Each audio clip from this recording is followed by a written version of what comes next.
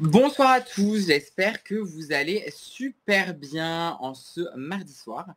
On se retrouve pour un nouvel épisode de La Touche Animale. Je vous rappelle que vous pouvez retrouver les replays directement sur l'application Brut ou encore sur le site whoopet.fr, le portail dédié aux animaux de compagnie.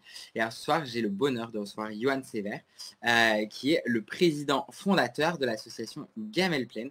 Alors, Gamelle Plaine, c'est une association qui agit en fait auprès de personnes qui sont en situation de précarité et qui tout simplement vont les aider à travers leurs animaux de compagnie. Et le slogan de l'association d'ailleurs, c'est 4 pattes pour se relever. Donc Johan ne va pas tarder à nous rejoindre.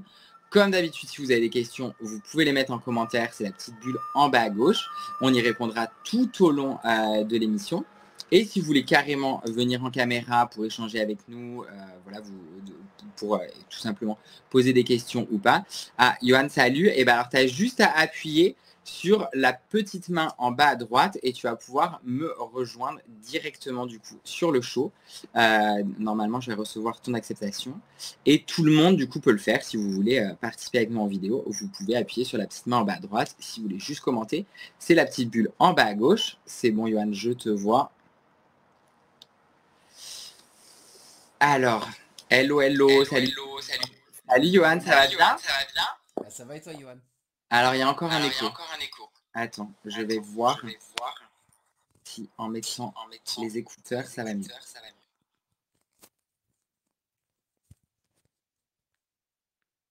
Ah, j'entends plus.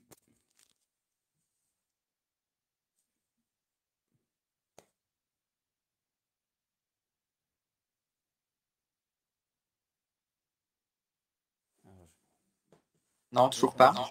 Ah, le son est revenu, Johan. C'est bon, ça marche. Bon, il y a un petit écho, je suis désolé. Je couperai le micro quand je parlerai pas. Johan, je veux bien du coup que tu te présentes à la communauté brute, s'il te plaît. Bah, bonjour à tous, donc je m'appelle Johan Sévère, j'ai créé Gamelle Plaine il y a 14 ans. Gamelle Plaine, c'est une association qui aide les personnes en précarité, les sans-abri notamment, mais aussi les personnes en grande précarité, par la dimension animale, donc par le biais de leurs animaux de compagnie. On va leur apporter le soutien dont ils ont besoin. Et alors, comment ça t'est venu l'idée de créer Gamelle Plaine? Bah, l'idée, elle est venue tout simplement. On m'a demandé un jour de prêter assistance à une maraude alimentaire, d'aller aider à nourrir des sans-abri. Donc j'y suis allé naturellement pour être utile et avec ma vision de ma propre relation avec mon chien. Et quand je suis arrivé, j'ai vu des gars qui avaient des animaux et qui avaient faim et qui pourtant se privaient de leur repas du jour pour partager avec leurs animaux. Ils n'avaient rien eu à manger de la journée, mais ils ont divisé le sandwich en deux, certains en trois. Et d'autres attendaient que le chien finisse de manger pour commencer à manger leur part, d'autres donnaient que le jambon. Et bref, je me disais, waouh, quoi, ces gars-là, ils ont rien, mais ils aiment tellement leur bête qu'ils se privent de ce qu'ils n'ont pas pour eux. Malheureusement, les maraudes se terminaient souvent en bagarre parce que les gars, ils avaient faim, donc ils réclamaient un deuxième sandwich. Et si jamais on en donnait un deuxième, ça créait des jalousies entre ceux qui n'avaient pas d'animaux. Les bénévoles ne comprenaient pas non plus. Certains bénévoles se permettaient des réflexions du genre t'avais qu'à pas le donner au chien. Et résultat, ça finissait toujours en conflit, en bagarre parce que ils se comprenaient pas. Donc je me suis dit si on amenait des gamelles, que les chiens mangeaient à leur faim, qu'on les remplissait, tout le monde mangerait son repas, il n'y aurait plus de tension. Donc c'est commencé comme ça, d'où le nom gamelle pleine qu'on a gardé historiquement. Mais il s'avère que cette gamelle-là, c'était une boîte de Pandore. Pendant que le chien vidait la gamelle, le maître vidait son cœur. Et finalement, il nous racontait plein de choses. Des choses qu'il ne voulait jamais nous dire avant. Mais quand on parle de l'animal, on gagne la confiance du maître. Et très vite, on s'est rendu compte qu'ils avaient besoin de plein de choses, pas simplement de nourrir leur chien. Ils avaient besoin de le soigner, de le faire garder quand ils étaient hospitalisés, de pouvoir aller dormir au chaud. Et très vite, on s'est rendu compte que vivre avec un animal dans la rue, c'était très compliqué, parce qu'on ne pouvait pas accéder aux services sociaux, on ne pouvait pas se soigner, et donc on ne pouvait pas accéder à l'éducation canine, ne serait-ce qu'avoir une bonne laisse ou une bonne muselière. Donc on a petit à petit structuré Gamelle Plaine pour répondre à tout cela et leur faciliter le quotidien, non pas pour simplifier simplement le quotidien, mais pour leur permettre de se concentrer sur eux-mêmes et de trouver des voies de sortie de la rue, de ne pas y rester. Et donc Gamelle Plaine, maintenant, à l'heure actuelle, vous avez plusieurs antennes. Alors aujourd'hui, Gamelle Plaine, alors, on a 12 antennes en France et on intervient dans 14 villes. Voilà. Puisque certaines antennes, comme à Toulouse par exemple, interviennent sur Montauban. Voilà. Donc c'est vrai que ça se développe petit à petit. Quand on a créé, on a voulu que le modèle soit transposable parce que bah, d'une part, le besoin n'était pas limité que à Caen où on était. Et puis d'une autre, on s'était dit que si d'autres pouvaient faire comme nous, ce serait génial parce que la société serait que meilleure. Et puis on s'est dit, tant qu'à faire, autant se structurer, travailler ensemble en équipe pour permettre aussi aux industriels, aux politiques de nous suivre plus facilement, nous donner leur soutien et donc de lever des ressources qui vont après nous permettre de faire toujours plus, toujours mieux. Voilà. Et, et c'est ce que tu as réussi d'ailleurs, tu peux peut-être en parler un peu, mais il y a quand même beaucoup d'industriels qui sont mis à vos côtés, notamment dans le domaine des animaux de compagnie. Et également, du coup, vous avez quand même les politiques que vous avez su fédérer. Oui, effectivement. Il est vrai que on- quand on a lancé l'idée, on ne pensait pas fédérer autant. Honnêtement, on pensait au début faire une bonne action et on n'avait pas pris la mesure de l'impact que ça pouvait avoir. Et très vite, plus on avançait dans ce qu'on a mis en place, plus on s'est structuré, plus on s'est rendu compte qu'on était en train de structurer quelque chose qui n'existait pas, qui n'avait jamais été pris en compte et qui avait besoin. Il y avait un vrai besoin. Et donc, de fait, on l'a fait avec sérieux, avec enthousiasme. Et c'est vrai que le sérieux fédère les gens. Donc très rapidement, bah, on a été suivi par des grands industriels. On a nos marraines aussi hein, qui nous suivent. On peut les citer, hein, Karine Célibert, Laetitia Barlerin, qui sont des marraines très actives et qui n'ont pas manqué aussi d'être nos porte-parole auprès de ce monde animal pour leur faire voir aussi comment on pouvait aider l'homme par l'animal. Et c'est vrai qu'aujourd'hui, on est suivi par des grands groupes industriels, hein, le groupe Mars, le groupe Purina, Royal Canin, pour citer les grands, mais aussi Maxiso dans la grande distribution, ou Animaux qui distribue le calendrier. Alors, je ne peux pas tous les citer, sinon on passerait toute la soirée dessus, mais en tout cas, on pense tous à eux, on les remercie, puisque sans eux, on n'aurait forcément pas le même appui pour agir. Et aussi tous les particuliers qui nous aident. Parce qu'il ne faut pas croire, Gamelle Plaine, c'est aussi soutenu par beaucoup de particuliers. Ils sont plus de 2500 à nous soutenir tous les ans de manière fidèle. Et ce chiffre augmente, tant mieux, parce que bah, on a toujours besoin de plus pour faire plus. Voilà, là on est limité à 14 villes, mais on n'a qu'une envie, c'est de pouvoir aller encore plus loin. Mm. Et donc toi, en plus, Johan, c'est pas ton métier, tu es président bénévole et tu as un métier à côté. Oui, oui, tout à fait. C'est que du bénévolat, comme les 400 bénévoles hein, qui se démènent dans toute la France, parce que vous doutez bien que on ne peut pas être dans 14 villes physiquement soi-même. Hein, donc c'est un travail d'équipe, qu'on se structure, on se forme, on s'entraîne, on se passe des infos, et puis on apprend les uns les autres, et on avance tous ensemble. Et c'est 400 personnes dans toute la France qui vont se relayer. Là, pendant qu'on parle ce soir, il y en a qui sont en train de faire des maraudes à Paris, place du 12e, d'autres qui font des maraudes actuellement à Montpellier également. Un petit peu partout en France, il y a des bénévoles qui vont à la rencontre des sans-abri, des personnes en précarité, leur apporter ce dont ils ont besoin. Des fois, c'est simplement de l'écoute, simplement un peu de chaleur humaine, et puis savoir qu'on est là s'il y a un problème. Voilà. Et donc, il faut vraiment féliciter ces 400 bénévoles. Et on l'est tous, hein, y compris moi. Donc, on jongle entre notre vie professionnelle, le temps libre qui nous reste, et aussi notre vie de famille. Il faut composer. Mais c'est une belle chaîne de solidarité, effectivement. Mm. Et du coup, vous faites combien de maraudes par an? Alors, l'année dernière, on a fait 1200 maraudes dans toute la Ah oui, France. c'est bon. Voilà, sur l'année 2021. On n'a pas encore terminé 2022, donc on aura des chiffres plus précis en janvier-février sur ce qu'on a pu réaliser en 2022, mais la tendance est plutôt à faire toujours plus parce qu'il y a toujours plus besoin. Mm. Après, il y a différents types de maraudes. On a des maraudes en point fixe, c'est-à-dire on donne des lieux de rendez-vous. L'exemple à Paris, place de la République le mardi, ou à Caen, espace Gardin le mercredi, où les personnes savent qu'on est là. Tous les mercredis, on va être ici, tous les mardis, on est là. Donc ils viennent vers nous, c'est la stratégie de l'accueil. Voilà, c'est le point fixe. Mais en parallèle, on fait aussi des maraudes déambulatoires. Donc là, c'est le principe inverse, on va vers.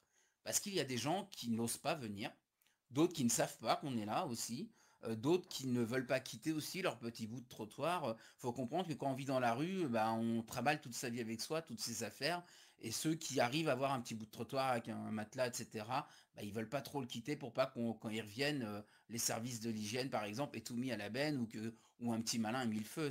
Malheureusement ça arrive ce genre de choses. C'est pas très intelligent parce qu'ils ont que ça. Mais du coup, de Puis peur c'est même pas du tout, je veux dire, c'est cruel au-delà de la intelligence, c'est hyper Ah oui, cruel. tout à fait. Mais bon, et du coup, ils osent pas quitter leur petit bout de trottoir, donc on va aller vers eux.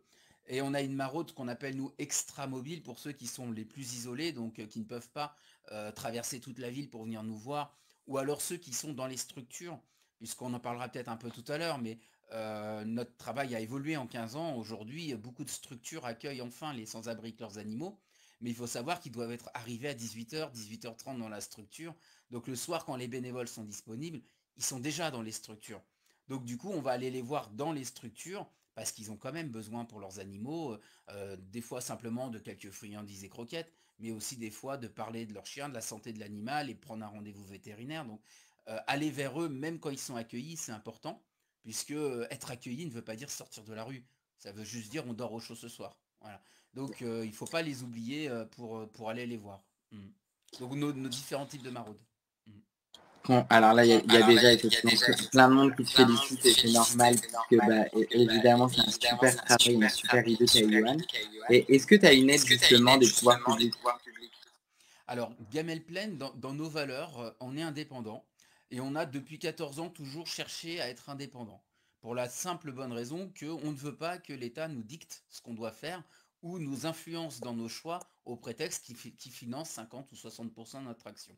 Donc aujourd'hui, Gamelle Plaine, elle est financée à 98% de fonds privés. On a 2% de fonds publics, quelques communes vont nous aider en nous donnant de quoi payer l'essence du véhicule ou l'encre de l'imprimante. Certaines communes vont nous mettre à disposition des locaux pour faire les réunions ou pour ne serait-ce que domicilier et recevoir du courrier. Donc on est aidé quand même par les communes, mais on se veut de rester indépendant pour pouvoir rester vraiment choisir nous-mêmes ce qu'on estime le mieux pour les personnes qu'on veut aider dans l'intérêt des gens qu'on veut aider. Voilà. Après, c'est pas simple parce que c'est un choix aussi d'indépendance. L'indépendance est difficile des fois à gérer, hein. Heureusement que les industriels nous soutiennent, puisqu'à eux seuls, ils pèsent pour à peu près un bon tiers dans notre budget. Le deuxième tiers, c'est les particuliers qui sont très nombreux à nous soutenir. Les grandes rivières sont faites de gouttes d'eau, hein, et on a quand même beaucoup de gouttes d'eau dans notre rivière et vraiment on les adore. Et puis le dernier tiers, et on y tient, on veut que nos bénévoles gagnent l'argent qu'ils utilisent pour les frais de fonctionnement. Une association, ça a forcément des frais de fonctionnement, hein, ne serait-ce que les timbres, Bien sûr. l'essence, l'assurance, etc.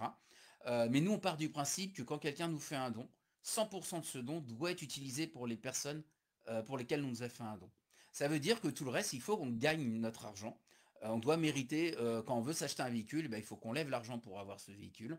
Donc pour cela, on va faire des calendriers pour les vendre, on va faire des actions, des papiers cadeaux à Noël, etc. Donc ça correspond à peu près à un tiers de nos revenus, qui est un tiers gagné, mérité par les bénévoles pour financer leurs propres actions.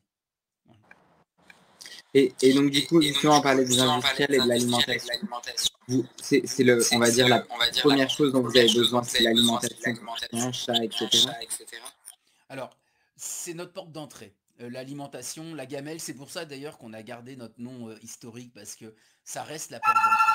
Voilà. Les premiers contacts se font toujours autour d'une gamelle pendant que le chien y mange, et on crée le lien de confiance progressivement en aidant le maître à nourrir son animal.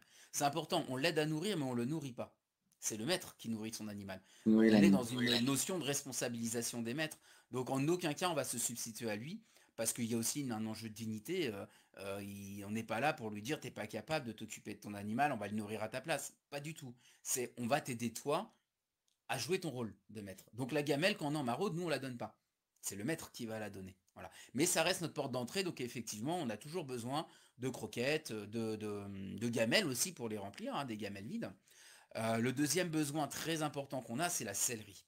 Il faut savoir que quand un chien est dehors, il a besoin d'être approché de son maître. Alors c'est des chiens qui ont l'habitude de la liberté, mais malgré tout, ils ont besoin de pouvoir les attacher pour ne serait-ce que prendre le train ou aller dans les structures. Et les muselières, notamment les muselières, c'est vraiment quelque chose qui nous manque le plus. Donc on les achète, hein, de fait pour le moment. Les laisses, on les fabrique. Figurez-vous qu'à La Rochelle, par exemple, Gamelle Plaine La Rochelle avait fait le constat que les bateaux jetaient des énormes métrage de cordage, puisqu'il leur fallait un certain métrage pour les bateaux, et si la corde n'était pas assez longue, ils jetaient. Donc on recycle les cordages de bateaux, et on fait des ateliers de fabrication de laisse avec les sans-abri, qui fabriquent eux-mêmes leur laisse, et qui du coup prennent encore plus soin de la laisse, parce que c'est à leur, ils l'ont fabriquée. Voilà. Et donc du coup on a dupliqué ce modèle, on rapatrie des cordages de bateaux à Paris pour en faire à Paris, et à Montpellier, bah, on a pris des cordages d'escalade. Pareil, pour la sécurité, ils sont obligés de jeter des cordes qui font des très bonnes laises. Et bah du coup, on les recycle, on fabrique des laisses, on fait des ateliers pédagogiques avec, et en même temps, bah, ça équipe les sans-abri. C'est circulaire. Voilà. Et puis bien sûr, le dernier besoin qu'on a, bah, c'est financier, parce que notre poste de dépense le plus important, c'est les frais vétérinaires, bien évidemment. Un animal en bonne santé, c'est un maître en bonne santé. Mais bah, ça a des coûts. On ne peut pas demander au vétérinaire de toujours faire tout gratuit. C'est pas notre politique non plus. On estime que si on veut que le vétérinaire joue le jeu, on doit jouer le jeu également. Et puis en même temps, nous aller chez le vétérinaire, ça rentre dans ce process de réinsertion, d'inclusion, puisque bah, quand on va chez le vétérinaire, on doit être à l'heure, on doit respecter quelques règles de bienséance, on doit être attentif. Quand on sort du vétérinaire, on doit donner ses médicaments à son chien, etc. Pour nous, ce sont autant d'exercices de réinsertion dans la société qui permettent après, et on a eu de très nombreux cas à l'appui, au maître de faire la même chose pour lui-même ensuite, quand il va chez le dentiste ou chez le médecin ou autre. Voilà. Donc la première, ils le font pour le chien, il n'y a pas de problème, on peut leur imposer toutes les règles, ils les imposent, là où pour eux-mêmes, ils ont toujours refusé. Et finalement, le faisant pour le chien, ils se rendent compte qu'ils peuvent le faire pour eux, et c'est des personnes qui après vont accéder aux soins parce qu'ils ont vu que c'était pas si compliqué d'attendre dans la salle d'attente, de se lever, aller payer au comptoir. Donc c'est important pour nous aussi qu'il y ait une facture chez le vétérinaire, parce qu'on veut qu'il soit traité comme n'importe quel autre client de la clinique. Donc il va, quand on l'appelle, se lever, aller au comptoir. Certes, il va payer une participation modique, 5 euros, 10 euros, 20 euros, en fonction de ce qu'on a pu convenir avec lui avant. Mais il aura le sentiment de s'être levé, d'avoir été payé comme les autres. Et les clients de la salle d'attente, eux, ne savent pas au final qu'il a payé que 5 euros et que nous, on paiera le reste pour l'aider. Voilà. Et la fois suivante, on paiera peut-être un petit peu moins pour l'inciter petit à petit à gérer tout seul. Voilà. Une fois de plus, pour nous, c'est toujours excuse à réinsertion, à réinclusion. Et les vétérinaires, du coup, c'est quand même des vétérinaires partenaires qui vous font des tarifs. Oui, bien évidemment, les partenaires sont partenaires, ils sont même solidaires, ils sont généralement très sensibles à la cause humaine. J'ai envie de dire, le métier de vétérinaire, c'est avant tout un métier humain, parce qu'on soigne surtout les bobos des maîtres par le biais des animaux, hein. Ils font exactement ce que l'on fait, sauf qu'effectivement, leur cœur d'expertise, ça va quand même être le bien-être, la santé de l'animal. Mais malgré tout, ils font beaucoup de social, les vétérinaires. Donc là, ils sont très contents qu'on puisse nous accompagner et prendre en charge un petit peu, décharger un peu ce côté social, surtout sur des situations un peu plus difficiles, parce qu'il faut être d'accord que les publics que l'on aide, c'est des publics plus difficiles, plus sensibles qu'un tout à chacun, bien évidemment. Donc le vétérinaire est plutôt content qu'on l'aide, et on travaille notamment avec l'association vétérinaire pour tous, qui s'organise aussi dans toute la France pour pouvoir apporter une aide pour tous, justement. Bah, d'ailleurs, tu veux peut-être dire quelques mots sur cette association, parce qu'effectivement, c'est super asso. Oui, Vétérinaire pour tous, Veto pour tous, c'est vraiment une très belle association, une association de vétérinaires, donc qui s'organisent et qui ont été structurés avec l'aide de l'État, du projet France Relance. Et donc les vétérinaires vont faire des tarifs solidaires aux personnes ayant peu de revenus. Donc quand on dit peu de revenus, ça va être le RSA, l'ASS ou des retraites minimum. Donc sur présentation de quelques justificatifs, hein, bien évidemment, le vétérinaire obtiendra un financement d'un tiers par l'État. Un deuxième tiers, ça sera lui qui va le remiser, donc qui va l'offrir au client. Et le dernier tiers sera à la charge du client. Mais ça permet d'avoir des soins à 33% de son coût. Et ça permet de rendre accessibles des soins vétérinaires. L'idée, c'est que pour les gens qui n'ont pas beaucoup de revenus, qui vont se priver eux-mêmes déjà, l'exemple, hein, des personnes qui vont pas se soigner, qui vont pas au dentiste parce que bah, ils veulent gérer leur budget, donc ils se privent de dentiste eux-mêmes, et ils peuvent être tentés de se dire, bah hein, mon chien il aura besoin d'un tartrage aussi, et donc du coup vont dupliquer malheureusement vers l'animal ce qu'ils s'infligent à eux-mêmes aussi. C'est d'ailleurs un autre problème. Mais du coup, bah là, on va leur rendre beaucoup plus accessible ce soin puisqu'il n'y a pas de sécurité sociale qui rembourse et on va leur permettre de maintenir le niveau de santé de leurs animaux et donc tous les bienfaits de l'animal dans leur quotidien. Puisqu'il ne faut pas se leurrer, l'animal, c'est un grand pansement pour nous. On a tous des raisons d'avoir des animaux, que ce soit parce que ça nous rappelle notre enfance ou parce que ça nous apporte une affection le soir. On trouve tous quelque chose dans notre rapport avec les animaux. Il est vrai que dans la précarité sociale, on risque de trouver un peu de pansement social, des gens qui vont, qui se sentent seuls, et l'animal va combler la solitude. On le voit, hein, l'exemple des mamies à chats, par exemple, qui sont tellement seuls qu'elles vont s'entourer de tous les chats du quartier. Et si les travailleurs sociaux ne voient pas l'alerte en disant, mais attention, il y a de plus en plus de chats, elle est de plus en plus seule. C'est ça que ça veut dire. Et si on ne l'interprète pas à temps, on se retrouve avec une personne en syndrome presque de Diogène qui a 20 chats chez elle, qui est complètement débordée et qui se retrouve débordée sur plein d'autres sujets qui peuvent être l'hygiène de la maison et puis nourrir toute cette meute-là, les soigner, etc. Donc l'idée, c'est aussi d'identifier ces personnes qui souffrent de solitude pour leur permettre de soigner leurs animaux et de maîtriser la population animale. Donc Veto pour tous joue un rôle important également d'un point de vue social. Et Gamelle Plaine également. Carrément. Et justement, Johan, c'est surtout les chiens quand même dont vous vous occupez, mais est-ce qu'il y a d'autres animaux? Alors oui, on met dans la rue. Alors quand on parle vraiment de sans-abri, majoritairement à 80% c'est des chiens. On a quand même des chats. Je dirais un bon 15% de chats. Des personnes qui soit ont des squats par exemple. Certains même nous disent avec humour que c'est les chats qui les ont accueillis. Ils vivent chez leurs chats. Parce qu'ils ont trouvé un squat, il y avait déjà des chats dans le squat. Et souvent ils viennent nous voir en disant j'ai besoin de croquettes pour payer mon loyer. Parce que ils veulent rendre la monnaie entre guillemets à ces chats qui les ont laissés venir s'installer dans leur petit territoire, et donc ils leur donnent des croquettes en contrepartie. Finalement, des deux misères, ils font une espèce de bonheur, comme disait Baudelaire, et du coup, ils vont s'adopter l'un et l'autre. Voilà, ils vont trouver que le soir, en se rapprochant, on avait un monsieur qui dormait dans une église désaffectée, qui n'avait pas de vitraux, enfin c'était un vrai courant d'air, et finalement, les chats qui avaient fait un petit coin ici, petit à petit, qui étaient assez sauvages, se sont sociabilisés au contact du sans-abri, et finalement, venait dormir avec lui après le soir. Alors il a fallu quelques semaines avant qu'ils viennent dormir avec lui, mais finalement l'un et l'autre se réchauffaient, donc au-delà de leur présence, ils ont trouvé du réconfort. Alors il venait nous voir, il voulait absolument des croquettes pour son chat. On a aussi 2-3 personnes qui ont des animaux type NAC, un peu atypiques. On a surtout un monsieur qui a une chèvre, par exemple. On avait un monsieur sur Caen qui avait une mouette. Voilà, qui avait sauvé une mouette qui avait été abîmée par un véhicule. Donc il y a une mouette avec une seule aile qui était vouée à la mort, hein, la pauvre bête, une mouette qui ne peut pas voler, elle ne vient pas vivre très longtemps. Elle ne pouvait plus se nourrir et donc lui, il l'a pris sous son aile.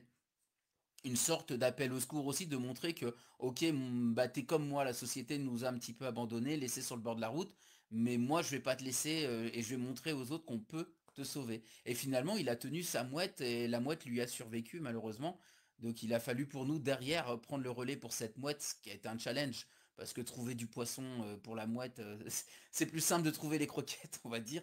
Mais malgré tout, on l'a fait. Les bénévoles de camp se sont relayés pour s'occuper de la mouette quand il était hospitalisé, parce qu'on avait bien compris que cette mouette, c'était aussi un symbole du combat pour la vie.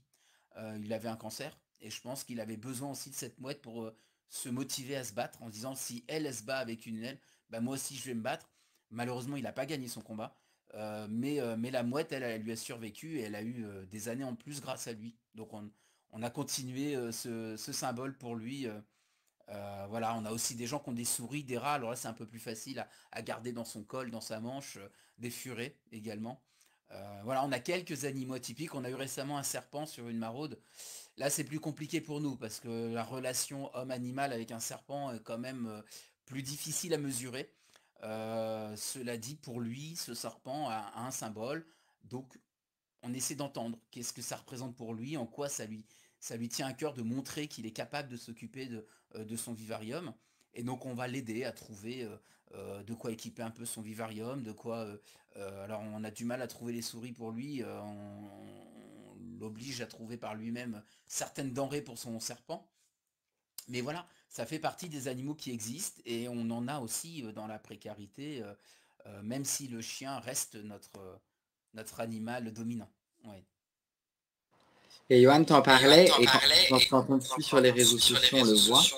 Et c'est vrai que vous êtes quand même parfois confronté à la mort, finalement, des personnes que vous accompagnez. Oui, nos missions vont vraiment jusqu'à l'accompagnement dans le deuil. Il est vrai que pour nous, le deuil, il a deux formes. C'est soit le deuil de l'animal. Très récemment, on a un chien qui nous a quittés après 17 ans de vie dans la rue, 20 ans auprès de son maître. Forcément, pour son maître, c'est un univers entier qui s'effondre. Voilà, il arrêtait pas de lui dire je t'aime, j'ai vécu la moitié de ma vie avec toi. Il avait 40 ans. Et c'est tellement dur pour eux qu'il faut qu'on soit là pour les aider à franchir le cap. On a certains qui sont aussi, on a beaucoup de personnes malades dans la rue, des personnes à tendance suicidaire ou déprimées, etc. Ils ont déjà aussi une vie tellement compliquée qu'il ne faut pas grand-chose pour les sombrer dans une dépression. Donc il faut être présent. Et l'avantage d'avoir créé un lien de confiance avec eux, de connaître l'animal, de les connaître eux, ils ont une épaule sur laquelle ils peuvent s'appuyer au moment le plus difficile pour eux. Et on les aide après, avec le temps, à accepter ce qui s'est passé et reprendre goût à la vie, retrouver d'autres challenges avec le temps qu'il faut. Ça, malheureusement, on n'a pas de baguette magique pour ça. C'est le temps, le seul remède. Malheureusement aussi, on est face au deuil du maître. La rue tue. Tous les ans, on a des maîtres qui partent beaucoup trop tôt, beaucoup trop jeunes. Faut savoir que l'espérance de vie dans la rue, quand on vit dans la rue, c'est 42 ans. Donc c'est jeune, c'est vraiment très jeune. Les hivers sont rigoureux, les organismes sont vraiment mis à rude épreuve. Je rencontre en maraude des gens qui ont mon âge, je leur donne 20 ans de plus que moi. Tout simplement parce que la rue les mine complètement. Et puis des fois, malheureusement, le téléphone sonne et on nous appelle pour nous demander de venir chercher l'animal parce que la personne vient d'être retrouvée décédée. Et c'est important aussi de pouvoir honorer leur mémoire. Donc on honore la mémoire d'une part en prenant soin de l'animal. Quand il n'y a personne d'autre pour le faire, on va, avec les relais de nos partenaires de la protection animale, trouver une famille d'accueil digne de cet animal et qui pourra comprendre aussi la vie de cet animal, puisque un animal qui a vécu 10 ans dans la rue, du jour au lendemain, le mettre dans une maison, ça nécessite une certaine adaptation quand même. Donc on va essayer de gérer cette transition-là au mieux. Et le mieux, c'est quand des camarades de rue vont garder l'animal, et du coup on va les aider à faire face à ce changement de vie pour eux. Puisque ce sont des personnes qui souvent n'avaient pas d'animaux avant, ou les avaient par procuration, parce qu'ils traînaient avec les copains qui avaient des chiens, mais c'était pas les leurs. Et là, effectivement, sont confrontés au fait que maintenant c'est à moi de m'en occuper. Mais me suis jamais occupé d'un animal, moi, comment je dois faire? Donc c'est là, savoir que Gamel Plaine est là pour les accompagner, les aider dans leur quotidien, ça les soulage, et finalement ça maintient ce souvenir vivant auprès de leurs camarades de rue, et ça aide aussi les non-possesseurs de chiens qui sont à la rue, parce que dans la rue c'est une vraie communauté, ils se connaissent tous, ils sont très solidaires entre eux, ils sont aussi très durs entre eux, puisqu'il y a des règles très strictes, donc ils peuvent se battre pour 1 euro. Mais une dette est une dette, il faut la payer, enfin il y a des codes très précis dans la rue. Mais voilà, et donc pouvoir maintenir l'animal auprès de ses amis, mais dans de bonnes conditions, bien évidemment, c'est important. Voilà, donc on fait tout ça. C'est peut-être la mission la plus difficile, l'accompagnement dans le deuil. C'est peut-être celle qui nous demande le plus de disponibilité, parce qu'on ne choisit jamais l'heure à laquelle ça arrive. Donc des fois on se retrouve à 3 heures du matin à la clinique, et on se dit mince, demain matin 6 heures, faut être au boulot, mais on ne peut pas le laisser tout de suite, donc on reste. Et on sait que le lendemain la journée de travail va être très difficile, mais en même temps il fallait le faire. Et on se dit que c'est peut-être là où on est le plus utile pour les personnes que l'on aide. Mhm. Et il y a Valou qui est là justement, qui est un membre très actif de Gamel et qu'on embrasse bien fort et bravo pour tout ce que tu fais. Et qui disait justement plus haut que vous aviez aussi du coup des besoins de famille d'accueil. Bah oui, tout à fait. Je l'évoquais un petit peu tout à l'heure, effectivement, pour eux, le lien de confiance est important parce que quand ils sont hospitalisés ou ils ont besoin d'être hospitalisés, souvent, ils savent pas, ils peuvent pas aller à l'hôpital avec leur chien. Mais ils peuvent pas non plus le confier à un proche, un voisin, puisqu'ils ont même pas de. Ils ont que des camarades de rue, mais dans lesquels la confiance est toujours assez aléatoire du fait de plein de problèmes liés à la rue, hein, les addictions, il ne faut pas les nier. Et du coup, c'est vrai que beaucoup d'entre eux préfèrent ne pas se soigner plutôt que de laisser l'animal ou le confier à quelqu'un dont ils sont pas sûrs ou dont ils n'ont pas confiance. Il est vrai que maintenant qu'ils ont confiance en gamelle pleine, ils acceptent l'impensable, c'est-à-dire aller se faire soigner. Pour certains jeunes, par exemple, on parle de faire une cure de désintox. On ne peut pas envisager de se réinsérer dans la société, trouver un stage ou du travail, un employeur, si on reste addict. Il faut faire sa cure, il faut se soigner, il faut retrouver une santé de fer pour pouvoir faire ça. Mais s'ils ne peuvent pas confier l'animal, bah, ils sont condamnés à rester dans la rue. Donc le fait de pouvoir garder l'animal, le temps qu'ils ont besoin, leur permet, eux, de faire ces démarches-là de réinsertion. Ça, garder les animaux, c'est peut-être la mission la plus inclusive pour un sans-abri, pour les personnes qu'on veut aider, puisqu'on va leur permettre de se soigner, mais aussi de faire des démarches. Vous imaginez bien que d'aller voir un employeur à faire un entretien d'embauche et arriver avec ses 2 chiens et son sac à dos, on met pas les chances de son côté comparé à d'autres candidats. Donc effectivement, certaines assos vont les aider à se relooker, à avoir un beau costume ou en tout cas la barbe bien taillée et pour pouvoir faire bonne figure. D'autres assos vont les aider à faire le CV, à les préparer. Et nous, on va les aider en gardant l'animal le jour J, en leur permettant de se libérer l'esprit en disant j'y vais, je me dédique à ça, mon chien il est bien, je le retrouverai ce soir ou demain ou après-demain en fonction de la durée qu'on va garder l'animal. Voilà. Donc ça c'est très important les familles d'accueil et ça on en manque cruellement puisque très régulièrement on nous sollicite, que ce soit les services de secours hein, qui nous appellent, l'hôpital, on a accueilli un monsieur en urgence mais il refuse tout soin, il veut qu'une chose c'est sortir, retrouver son chien. Si vous arriviez à lui trouver une solution pour son chien, on pourrait enfin le soigner. Voilà. Donc on est vraiment sur des situations de santé, pour le coup. Et donc plus on a de familles d'accueil disponibles, plus on peut rapidement prendre en charge un animal et donner cette chance à son maître. Mais bien évidemment, on ne met pas un animal n'importe où, n'importe comment. L'animal doit correspondre à la famille d'accueil, parce que certains chiens s'entendent pas avec les chats, d'autres au contraire s'entendent avec les chats, mais pas du tout avec les chiens ou ses congénères féminins, etc. Donc on va vraiment étudier le tempérament de l'animal, le tempérament aussi de la famille d'accueil. Il faut qu'il y ait un match entre les deux. Si le chien est pas bien, ça marchera jamais forcément. Et après seulement on arrive à les prendre en charge et mettre le maître dans une situation de confiance qui va lui permettre de s'aider lui-même. Voilà. Chez nous, notre façon de penser, c'est ça. On ne peut pas aider quelqu'un contre son gré. Et la meilleure personne pour aider quelqu'un, bah, c'est lui-même. Et le jour où la personne elle vient nous voir, nous dit moi je suis prêt, je veux faire ça, on sait qu'il va le faire et qu'il va le réussir. Si on lui tend la main et qu'on l'aide à le faire. Voilà. Par contre, si c'est nous qui allons le voir en disant hey, allez, il faut que tu trouves un logement, vas-y, tu sors, tu vas pas rester là. On pourra le pousser. Tant que lui n'a pas décidé qu'il quitterait son bout de trottoir, on pourra l'encourager, lui dire allez, on est là, on va t'aider, tu sais. Tant que lui n'aura pas décidé, il ne quittera pas le trottoir. Voilà. Il faut qu'il soit motivé et ce sera lui qui s'aidera le mieux. Mm. Donc on sera là Et, au moment venu. et Johan, justement, j'imagine que tu as de belles histoires quand même. Enfin, tu as plusieurs à nous dire qui sont sympas que tu as vu et autres. Alors les histoires, on peut allumer un feu, passer la soirée. Il y en a plein, effectivement. Gamel Plian en 14 ans, très très belles histoires. Je pense par exemple à l'histoire d'Adèle. Adèle, c'était une jeune fille qui est tombée à la rue à l'âge de 16 ans. Conflit familial, enfin bon, tout le tralala, elle est partie, elle a fini dans la rue, forcément elle s'est mise en couple avec la mauvaise personne, donc violence conjugale, squat, drogue, alcool, insalubrité, enfin elle est tombée vraiment à un niveau très bas. Quand je l'ai rencontré la première fois en maraude, je suis rentré le soir, ça m'avait choqué. Je m'étais dit, oh, comment peut-on tomber si bas mais on va jamais, je me suis dit, on va jamais réussir à faire quelque chose pour elle. Euh, ça m'avait semblé, mais titanesque. Et puis un soir, mon téléphone sonne, elle m'appelle en pleurs, la police est intervenue dans le squat à sa demande, qui plus est, suite à des violences, suite à l'alcool, etc. La police intervient et dans un squat sans lumière, avec des chiens plutôt de grande taille qui aboient, une personne alcoolisée qui envoie les chiens vers la police se défend, fait un petit peu de zèle au passage et tire sur les chiens.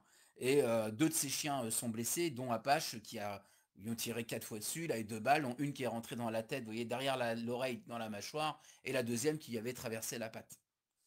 Elle était en pleurs, c'était son bébé qui était en train de mourir sous ses yeux, l'autre chien était gazé, enfin c'était un vrai carnage, et elle savait plus quoi faire. Donc en urgence, le chien est emmené chez le vétérinaire le soir même, le vétérinaire l'opère immédiatement, et finalement le chien est sauvé. Alors il est sauvé à quel prix? Ça nous a coûté très cher, j'ai mis en péril le compte de l'association ce jour-là, mais je ne savais plus quoi faire, il faut qu'on l'aide, il faut qu'on l'aide. Et finalement, on s'est dit, bah, puisque elle arrive à ce niveau-là, elle peut pas tomber plus bas, on va peut-être essayer de, vous savez, quand on tombe sur le fond, on peut rebondir. Et donc on lui a dit, bah écoute Adèle, ton chien il a besoin d'une convalescence, il peut pas retourner dans un squat ou dans la rue. Donc on a vu avec les travailleurs du 115, la structure d'accueil de nuit, comme on a de bonnes relations avec eux, on a convenu avec eux qu'ils t'accueilleraient, si tu étais d'accord, à temps plein là-bas. Et on a réussi à l'obtenir qu'elle puisse dormir là-bas tout le temps sans avoir à partir. Donc la journée, elle restait avec son chien là-bas. On avait un petit peu prétexté à la fin la convalescence du chien en connivence avec le vétérinaire. On avait rajouté un mois, voyez-vous. Et du coup, elle a pu avoir 3 mois au chaud, avec les travailleurs sociaux à côté d'elle, son chien en convalescence, et surtout éloignée de cette personne violente qui de toute façon avait été arrêtée, éloignée de ses addictions, éloignée de ce contexte qui l'a tiré vers le bas. Et puis les travailleurs sociaux aujourd'hui, voilà, elle est avec vous, on y va quoi. Donc on a commencé à l'encourager à faire sa cure de désintoxication. Et puis elle voulait à l'époque porter plainte contre la police. On savait que c'était cause perdue. Mais malgré tout, on l'a encouragé dans ce sens-là et on avait pris rendez-vous avec les avocats bénévoles de l'association, mais on les a pris rendez-vous volontairement au centre d'accueil pour les addictions. Donc elle venait là-bas pour nous rencontrer. Finalement, elle y rencontrait également les travailleurs sociaux, le psychologue et toute l'équipe qui lui proposait une écoute attentive. Donc elle s'est dit, tiens, ils sont sympas, et elle est rentrée dans ce cursus-là. Finalement, Adèle, en 4 mois de temps, elle a quitté le 115 en ayant trouvé un logement, en ayant fait sa cure de désintoxication, en ayant retrouvé le goût à la vie. Et finalement, elle avait un projet tout simple. Elle voulait passer son permis de conduire et vivre dans un camion pour garder les animaux être berger en montagne, dans les Alpes. Finalement, quand elle a pris son petit logement, elle l'a pris exprès à côté d'une auto-école. Elle a passé son permis, donc elle a mis plusieurs mois à passer son permis tranquillement. Pour financer l'achat de son petit camion, etc., elle a trouvé un travail d'aide à domicile. Je me rappelle la première fois qu'elle est venue me voir à Maro, elle me dit ah, Johan, c'est compliqué, les petites mamies chez qui je dois aider à faire le ménage, elles veulent même pas m'ouvrir la porte.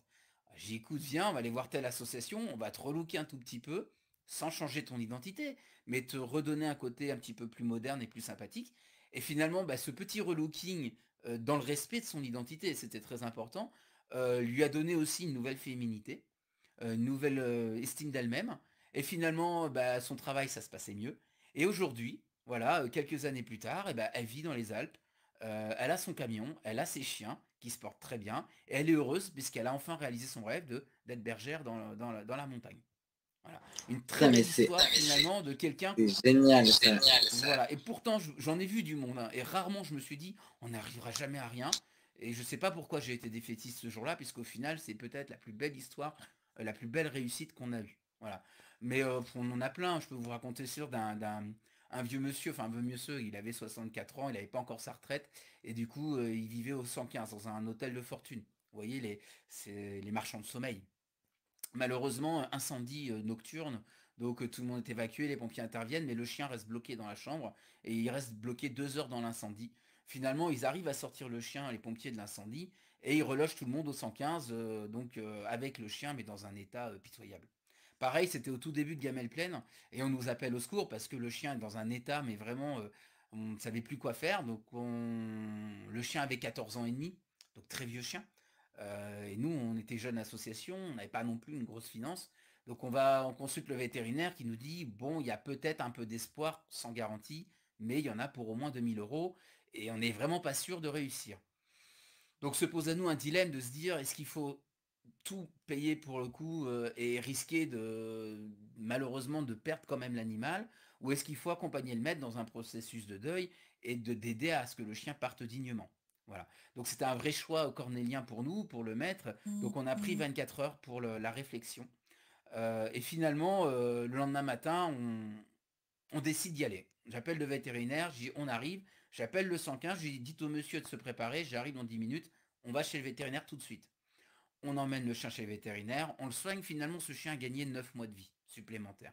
Mais c'était 9 mois de vie très important pour lui, pour préparer, parce que son chien n'est pas mort d'un marchand de sommeil, d'un accident macabre dans la rue, d'un incendie horrible. Il sera mort de sa belle mort auprès de lui dans les bonnes circonstances et au bon moment. Mais en fait, ce qui rend cette histoire formidable, c'est que 3 jours plus tard, les travailleurs sociaux du 115 m'appellent et me disent, Johan, vous imaginerez jamais ce que vous venez de faire. Je dis aux filles, on vient de vider le compte en banque, maintenant il faut qu'on trouve des sous, on va faire des papiers cadeaux, on va trouver plein de solutions, mais c'est compliqué, mais on est content, on l'a aidé. Il fait non, mais là en fait, on vient de recevoir aujourd'hui une lettre par la poste, et il s'avère que donc ce monsieur nous a envoyé un courrier.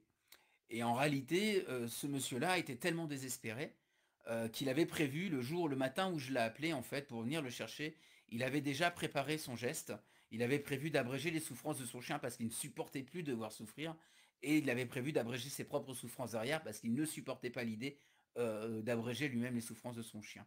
Et dans le désespoir, il avait tout planifié. Et dans la dignité, il avait fait un courrier pour dire au revoir aux personnes qui l'avaient aidé. Le truc, c'est qu'en fait, je l'ai appelé au moment où il avait mis sa lettre dans la boîte aux lettres et il n'a pas pu récupérer son courrier. Et donc, de fait, ces projets ont été dévoilés au grand jour 3 jours plus tard.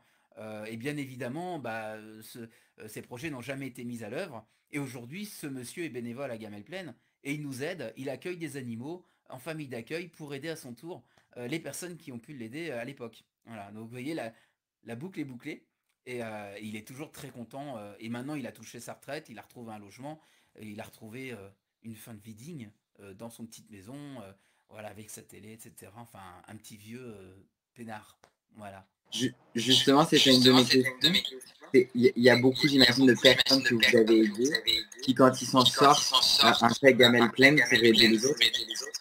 Alors, ils n'intègrent pas tous Gamelle Plaine, mais ils ont une certaine... ils ont Gamelle Plaine tatoué sur le cœur. Ça, c'est vrai que c'est des personnes qui viennent nous voir, même en maraude des fois. Ils viennent nous voir, ils ont besoin de rien, les choses vont très bien pour eux, juste pour le plaisir de venir nous dire bonjour, parler avec nous, parce qu'on avait été là au moment où ils en avaient besoin à l'époque. Et ils sont très contents de nous montrer aussi que les efforts qu'on a fournis, le temps qu'on a passé avec eux, certains on a passé plusieurs années avec eux pour les aider, que ça a été mis à profit et, euh, et qu'aujourd'hui tout va bien. On a certains, les premières personnes à qui ils viennent montrer les clés de leur logement, c'est nous. Ils viennent nous voir, Johan, regarde, j'ai enfin les clés de mon chez moi. Voilà. Et c'est vrai que pour nous, c'est une grande satisfaction parce ils sont reconnaissants de ce qu'on a fait pour eux. Et on sait que voilà, pour ceux qui sont dans les positions favorables, ils peuvent nous aider. On a certains qui effectivement rejoignent les équipes de bénévoles et font des maraudes à leur tour. Et c'est des gens précieux parce qu'ils connaissent la rue, ils connaissent les gens de la rue, ils connaissent leur fonctionnement. C'est un peu plus compliqué parce qu'il faut aussi les accepter dans une certaine évolution. Ils sont plus bénéficiaires, ils sont bénévoles, donc c'est pas le même statut pour eux. Ils doivent apprendre aussi certains codes parce qu'on doit se comporter aussi quand on est en maraude, on doit être le plus professionnel possible pour aider les gens. Donc on attend d'eux, une fois qu'ils ont mis le gilet rose, t'as le gilet rose, tu dois être digne de ton gilet rose. Mais généralement ils sont tellement fiers de le porter, et on en a même certains qui gardent leur gilet rose comme une relique chez eux, même si on les voit plus beaucoup au maraude ces derniers temps. On sait que pour eux c'est tellement important de pouvoir dire qu'ils font partie de Gamelle Plaine. Il y a une part de dignité aussi, de se dire j'aide les autres, on m'a aidé, mais je suis quelqu'un de digne et je rends la monnaie. Moi aussi j'aide les autres. Voilà. C'est une chaîne. Ouais. Et justement, Johan, il nous reste un quart d'heure à passer ensemble et donc les amis, n'hésitez surtout pas si vous avez des questions. Et ce quart d'heure, on va quand même beaucoup consacrer à comment vous aider et déjà comment on fait pour devenir bénévole chez Gamel Plaine. Alors, pour devenir bénévole chez Gamelle Plaine, deux possibilités. Soit on contacte directement l'association Gamelle Plaine qui est à côté de chez soi, par le biais de Facebook notamment, chaque Gamelle Plaine a sa page, vous pouvez les contacter directement, même suivre déjà leur actualité. S'il n'y a pas de bénévole près de chez vous ou que vous n'avez pas Facebook, vous pouvez, par le biais de gamelplaine.fr, notre site internet, nous contacter et nous, on vous mettra en relation avec l'équipe proche de chez vous. Après, nous, les bénévoles, ils sont formés, ils sont encadrés, on ne vous jette pas dans le chaudron comme ça, on va vous donner des clés et on va vous mettre avec des gens expérimentés et vous allez petit à petit devenir vous-même la personne expérimentée qui accueillera un autre bénévole. Voilà. Ça, c'est la partie bénévolat. On peut aussi faire du bénévolat très simplement en étant disponible, en étant famille d'accueil. On n'est pas obligé. Certaines personnes nous contactent en disant moi j'aimerais bien vous aider mais j'ai pas le courage, j'ai dans la rue, j'ai pas le cœur pour supporter ça, mais j'ai envie de vous aider. Aidez-nous en étant famille d'accueil, accueillez un animal chez vous si vous avez le temps et l'espace pour le faire. Vous pouvez aussi nous aider tout simplement en étant actif sur les réseaux sociaux. Là actuellement par exemple, donc on a jusqu'à demain pour voter, je passe le petit message en même temps, mais sur prix de la solidarité.fr, donc c'est un concours, un petit concours, il y a 10 associations finalistes, dont Gamelle Plaine, et donc chaque personne peut voter pour une association. C'est un vote seulement, vous votez pour une seule assoce et vous votez qu'une fois, et la sauce qui aura le plus de votes gagnera 10 000 euros. Donc vous voyez, vous pouvez aussi nous aider simplement en allant donner votre vote à Gamelle Plaine. Alors les votes se clôturent demain midi, alors il ne vous reste pas beaucoup de temps pour voter, mais il ne faut pas grand-chose pour qu'on puisse prendre la tête de la compétition et puis pourquoi pas avoir 10 000 euros qui nous aideront à faire pas mal de choses. Voilà. Vous pouvez aussi aider en simplement relayant les informations sur les réseaux sociaux, sur les communautés, parce que, mine de rien, plus les gens savent ce qu'on fait, entendent parler de ce qu'on fait, plus les gens peuvent nous soutenir, soit en devenant eux-mêmes bénévoles, ou en étant un donateur, en faisant un don, ou ne serait-ce qu'en apportant un collier, une laisse. On a tous dans nos tiroirs un vieux collier, une vieille laisse, une muselière d'un chien qui nous a quittés, ou que notre chien n'utilise plus aussi parce qu'il a grandi, il a grossi un peu, etc. Bah, ne jetez pas. Soyons dans l'économie circulaire. Apportez-le aux gamelles pleines ou apportez-le au vétérinaire pour qu'il les collecte pour nous. Nous, on a plein de vétérinaires qui, quand ils doivent malheureusement accompagner un animal en fin de vie, proposent au maître de faire une forme de don d'organes. Alors, on récupère pas le foie ni les reins, on récupère le collier, la gamelle, les laisses, et on donne une deuxième vie à cet animal en donnant un peu de bonheur à quelqu'un d'autre de la part de cet animal. Donc, vous voyez, il y a plein de petites façons de nous aider. Mhm. Bien sûr. Alors, Johan, il y a Hélène qui demande qui est où pour voter. Alors, pour voter, alors on a mis le lien sur gamelpleine.fr, également sur notre Facebook, mais il faut aller sur le site prixdelasolidarité.fr. Voilà, voilà, le lien vient d'être mis par Valérie. Valou est définitivement très efficace. Elle est efficace. Donc effectivement, vous cliquez dessus, vous allez voir Gamelle Pleine, vous cliquez je vote, c'est en 3 clics, c'est très rapide, vous allez voir. Et alors Yann, j'aimerais bien justement que tu nous parles du sublime calendrier de Gamelle Pleine, qui est du coup renouvelé chaque année, et qui nous dit un peu comment est né ce projet et comment faire du coup pour les Gamelle Pleine via ce calendrier. Alors, le calendrier Gamelle Pleine, c'est avant tout un témoignage. C'est un témoignage des relations homme-animal. Il faut savoir que toutes les personnes qui sont dans le calendrier sont des personnes que nous aidons ou que nous avons aidées. Donc c'est un peu notre Hall of Fame où on va mettre à l'honneur 13 histoires. Donc vous voyez, là, regardez, vous avez derrière moi, vous avez un petit peu l'historique des années précédentes. Voilà. Et tous les ans, en fait, on choisit un thème. Alors le sujet est toujours le même, c'est la relation homme-animal, mais on va vous le présenter sous un regard. Donc l'année dernière, on avait choisi le thème du regard, le regard du passant, le regard du chien sur son maître, le regard du maître sur son animal, etc. Cette année, on a choisi de faire un parallèle entre Hollywood, les films que vous connaissez tous, et leur destinée. Effectivement, quand on prend par exemple l'image de couverture, on a choisi les temps modernes de Charlie Chaplin. On visualise tous cet engrenage qui absorbe Charlie Chaplin, cette société capitaliste qui lui crée des tocs et des troubles et cette position difficile à trouver dans la société. Figurez-vous que c'est exactement ce qui arrive à Marmotte qui est en couverture.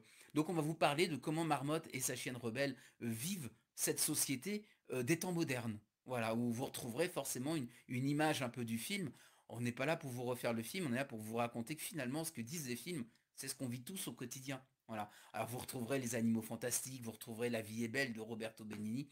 Donc voilà, quelques petites références culturelles, mais surtout des très très belles histoires. Donc les textes de ce calendrier ont autant de poids que les photos.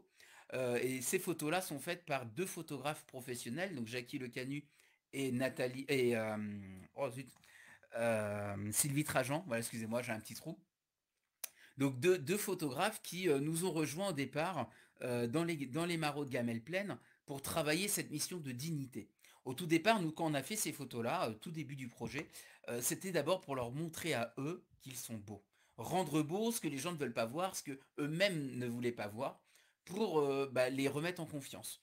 Et on s'est rendu compte qu'en leur offrant un portrait que, d'ailleurs, je suis presque jaloux parce que moi-même, j'ai pas encore un portrait comme ça chez moi, mais c'est pour vous dire, je trouve ça tellement formidable de leur offrir à eux ce que je me suis même pas offert à moi un jour. Alors moi je le paierai bien sûr, mais c'est un budget d'aller chez un photographe portraitrice, se faire un magnifique portrait.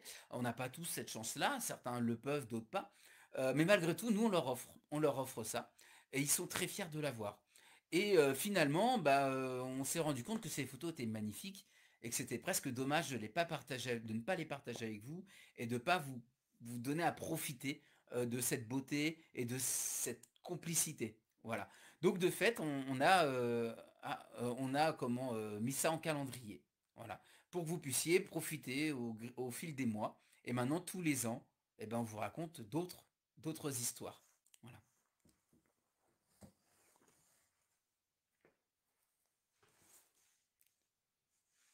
Alors on a perdu Johan, je ne sais pas si on est toujours en ligne ou pas. Donc Valérie, est-ce qu'on est toujours en ligne? Fais-moi un petit signe pour me dire si on est en ligne. Oui, mais d'accord. Voilà, donc puisqu'on est en ligne, bah, en attendant qu'Yoann revienne, par exemple, je vais vous parler un petit peu, par exemple, du calendrier. Je vais vous prendre le mois de juin. Voilà, le mois de juin, moi je l'aime beaucoup. Et le thème qu'on avait choisi, c'est le film The Artist. Vous voyez, quand on voit la photo déjà, dans la complicité entre ce chien et ce maître, on voit tout de suite la complicité de Jean Dujardin avec son chien dans The Artist. Et il s'avère que le tempérament de cet animal, c'est exactement ça. C'est un animal plutôt lutin, plutôt comique et qui manque pas une occasion de faire rire son maître, de faire le pitre, et qui va du coup égayer le quotidien. Donc là, on vous raconte vraiment cette histoire d'un chien qui fait rire son maître dans la rue et qui l'aide à accepter aussi ce quotidien parfois difficile, parce que bah, vous doutez bien que quand on est dans la rue, pas toujours simple. Et donc avoir un compagnon qui nous distrait un peu, qui nous éloigne de notre tracas quelques minutes, quelques heures, et ben ça fait du bien. Voilà. Donc vous verrez derrière, voilà, puisqu'on parle du mois de juin, vous verrez le making-of. Donc avec le making-of, vous retrouvez quelques autres clichés qu'on a fait au moment de la séance, qui nous ont beaucoup amusés et qui donnent beaucoup de vie à tout ça. Voilà. Alors excusez-moi, donc du coup Johan vient de me mettre un petit message, il a été déconnecté, et il va pas pouvoir se reconnecter tout de suite, mais il m'a quand même dicté quelques petites questions pour vous tous. Alors du coup, la question suivante qu'il voulait me poser, c'était mais alors comment on peut aider Gamelle Plaine autrement qu'en étant bénévole? Donc pour aider Gamelle Plaine, vous pouvez aussi nous aider en faisant un don. Chaque don compte. Parce qu'effectivement, on l'a expliqué tout à l'heure, hein, les soins vétérinaires, l'achat de muselières, l'organisation de plein de petites journées pour les bénéficiaires, c'est un budget. Donc effectivement, vous pouvez faire un don. Les dons sont défiscalisés, hein, donc vous pourrez les déduire de vos impôts à hauteur de 66%. Donc pour faire un don, c'est très simple, hein, gamelpen.fr, et vous avez le lien pour faire le don directement. Vous pouvez aussi aider le Gamel Pen à côté de chez vous en lui offrant directement du matériel si vous en avez.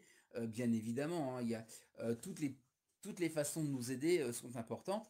Et bien évidemment, comme je vous l'ai dit tout à l'heure, en achetant le calendrier, là attention, en achetant le calendrier, vous nous aidez à financer le cœur de notre action. Comme je vous l'ai dit, hein, tous les dons que vous nous faites, ils seront entièrement utilisés pour les gens qu'on aide. Donc nous, on a besoin aussi de vendre le calendrier parce que ça nous permettra d'acheter des véhicules dans les villes où on a besoin de se déplacer, de mettre du carburant ou payer l'assurance dans d'autres villes, ou tout simplement fournir de l'équipement de maraude pour d'autres associations, des gilets ou autres. Voilà. Donc toutes ces façons sont de nous aider. Voilà, vous pouvez aussi acheter, comme dit Valérie, le calendrier collector. Parce qu'on les a encore, et ça commence à s'améniser, mais il en reste. Donc ceux qui veulent découvrir les histoires des années passées, faire leur collection, n'hésitez pas, franchement, elle est vraiment superbe. C'est pas pour nous jeter des fleurs, mais on l'a vraiment faite pour vous donner quelque chose de très beau. C'est pas simplement un calendrier avec des petits chats, hein, c'est vraiment quelque chose de superbe. Donc voilà, aidez-nous comme ça, relayez les infos. On est ravis en tout cas que Johan nous ait donné la parole aujourd'hui, nous vous ait donné l'occasion de nous connaître. N'hésitez pas, si vous avez des questions, vous pouvez les poser tout de suite sur le forum et on pourrait y répondre tout de suite. Sinon, vous pouvez aussi, gamelpen.fr, nous contacter, nous envoyer un mail sur les réseaux sociaux. On sera ravis d'y répondre et de vous accueillir sur les différentes actions qu'on va faire. Surtout là, Noël, il y aura pas mal de petites actions pour les fêtes. Voilà. En tout cas, je vous remercie tous pour votre attention. S'il y a des questions, je reste connecté encore quelques minutes. Merci Johan Latouche pour ce live sur la touche animale. Et puis, on vous dit tous à très très bientôt.